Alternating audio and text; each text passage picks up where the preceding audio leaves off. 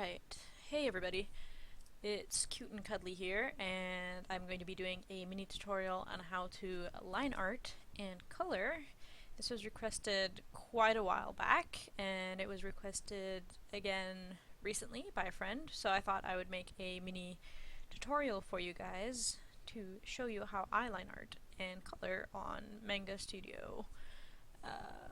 If anyone wants me to do it on site, I will do that tutorial also, but it is pretty much the similar techniques that I use on here. So, yeah, let's get started. Hopefully you guys will understand what I'm saying because I am terrible at teaching, so bear with me. So since I am pretty much lining this reference sheet, I will be doing these two parts here so you can see how it's pretty much a quick go-to guide, I guess. The tool that I usually use for inking in MangaStudio is it's under the brush tool under watercolor, and it's called the dense watercolor, and that should be the default tool. The brush size is usually not too small because I usually go by the pressure to make thinner lines. I don't go too small to make thin lines. The amount of paint in the tool is 100, density of paint is 100, color stretch is 0, hardness is, I can't really tell, that looks like 100, density is 100, stabilization I don't really use that much, so I'm pretty sure it's at 6 right now, so yeah, that's pretty much it. And the color is black, so let's get started. I will line this. I don't know if I'm going to take too long, I might just speed it up, but we'll just see. I'll just pretty much just start wherever you think is comfortable for you. Usually I start wherever. And oh god. Yeah, just line like you would normally line. Being conscious of the pressure that you're doing. Never go depending on your style, don't go either too thin or too thick. Try to have some differences in the scale of your line or the thickness of your line to add some interesting differences between them. Let's see. I see I'm not a professional, so don't really take my word for it, but this is how I pretty much do it. Other people may do it differently, or they will do it differently, or they suggest different things. So just figure out what is the easiest for you. Just tinker around with it. The undo button is your friend. Oh. And if you're wondering how I'm erasing so quickly, I just put the shortcut of the eraser on E and the brush on B. So that makes it a lot easier to switch between.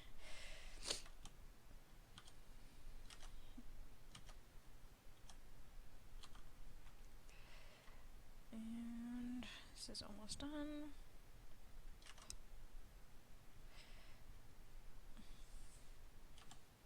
Don't be afraid to erase or undo stuff. This is what the program is for. Alright.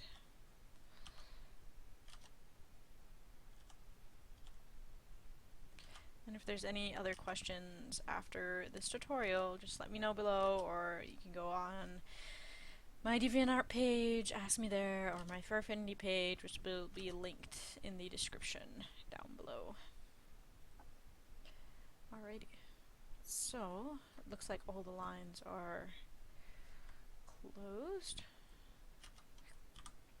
So then we should be able to color it pretty easily. Alrighty. So what I'm going to be coloring it is this character here, which is my character.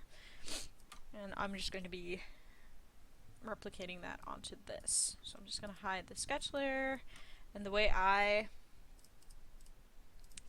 color is I take the magic wand, which is W, marked as W as the command shortcut key, and it is from the current layer, which is the layer that my line art is on. And the settings are follow adjacent pixel, that's checked off, close gap, and I think it's on this first square here for the close gap, which is checked off.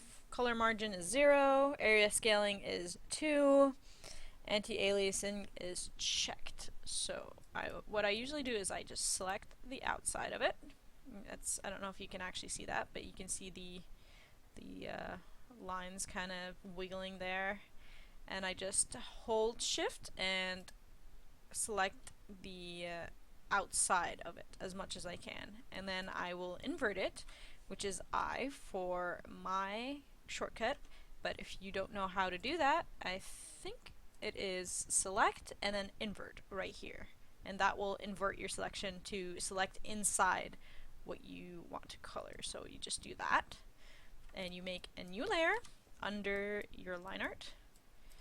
And what I usually do is I take a darker color or a lighter color, and I will fill it in with either a brush, the paint bucket, or I just hit Control F, which will fill it in for me.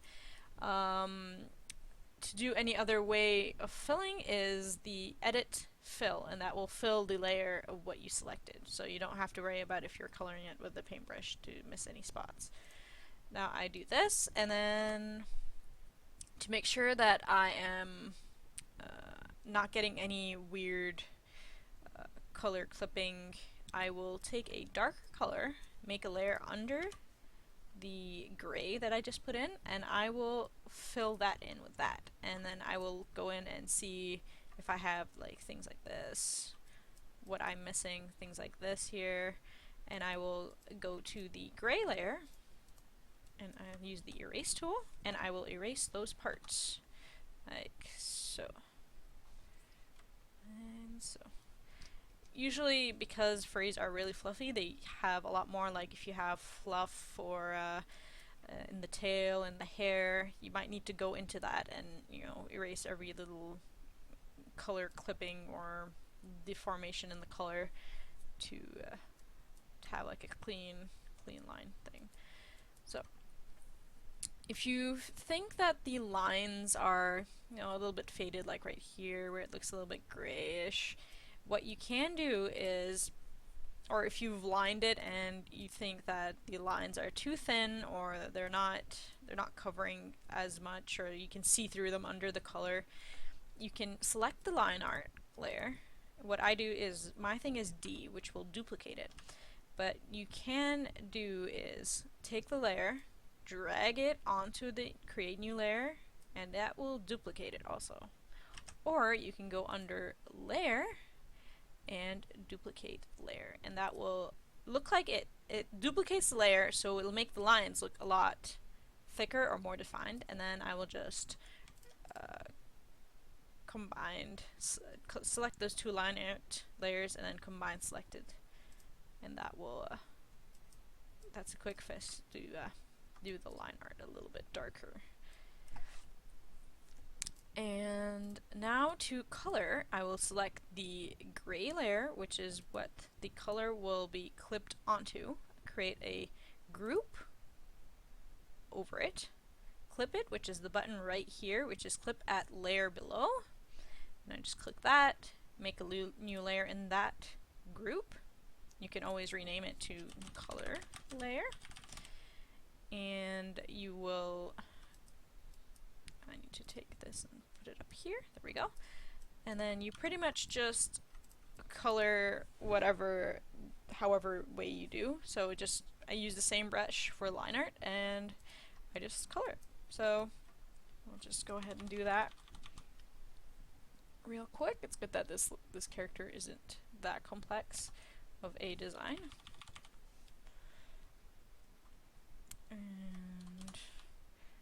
usually what I do is I do the smaller things before I do the larger patterns. And we'll do that, the tongue, like so.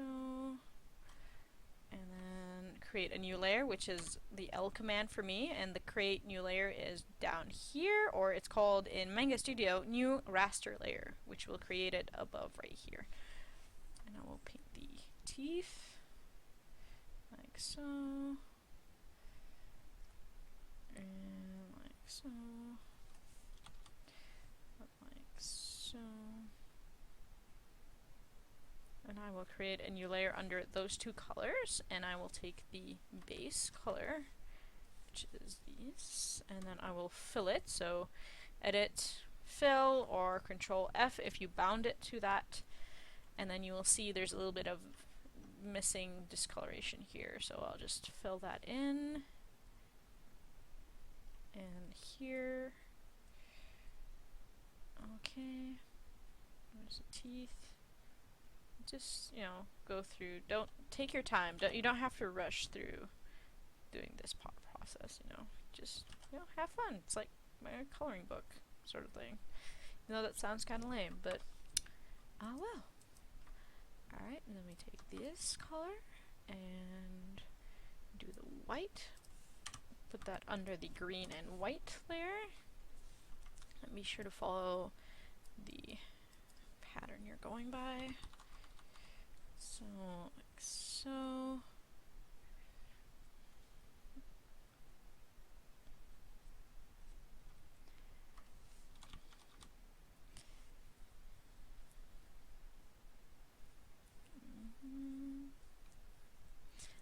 And there is different techniques of coloring. Sometimes you find people that do where they color on the outside like this. They kind of do the pattern, and then they get their paint bucket and they color in there, and they kind of just fill in whatever was missing. And that's another way of coloring. But you have to be careful of mistakes by that, because sometimes the paint bucket will not reach all the nooks and crannies that a brush would do when you're coloring it manually. And okay, do that all the way. Just, you know, take your time with it. And like so.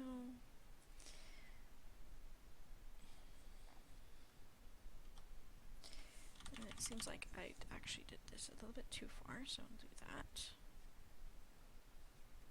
So, and take the dark color here, put that under the white, like so. And there's a line that goes over here, and like so.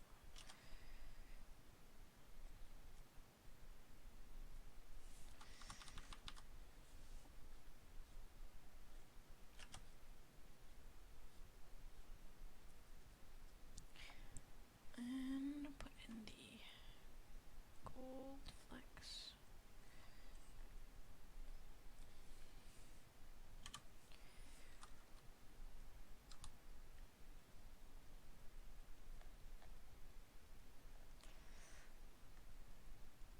We can put that over the white, because we do need the freckles to be over that white layer.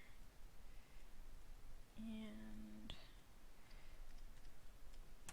what I usually do after I am done coloring, I'll do the line art. I'll put a layer or a group layer.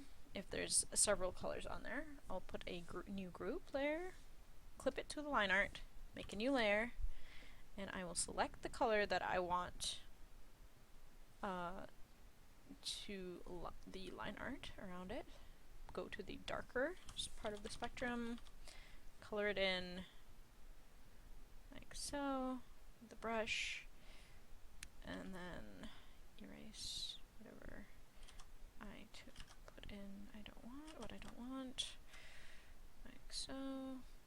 And then I will actually lower the opacity so it's not as much. Now we'll continue to do that for the other things. So if you have brown here, try to get the color in between those and go to a darker part of the spectrum and then just color that in. So you don't have to worry about going through all the colors of the brown. And I will lower that also. And get another layer. And again, do the white, go dark gray, do that, like so.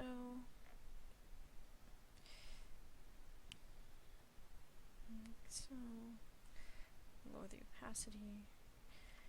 And same for this. And do that, like so.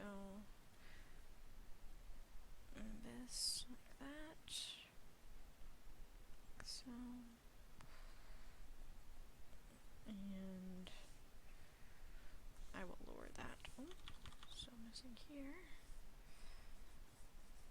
Like so, and I will lower that to almost like there's nothing there, but and I usually don't like to have the mouth. I like to keep the mouth black, so we'll just do that. And there you go. It is colored. I hope that was helpful, and if you guys have any questions, feel free to ask me on my DeviantArt, for Affinity, email me, or leave it down in the description below in the comments, and I will try to answer it as best I can. Thank you for watching, and take care.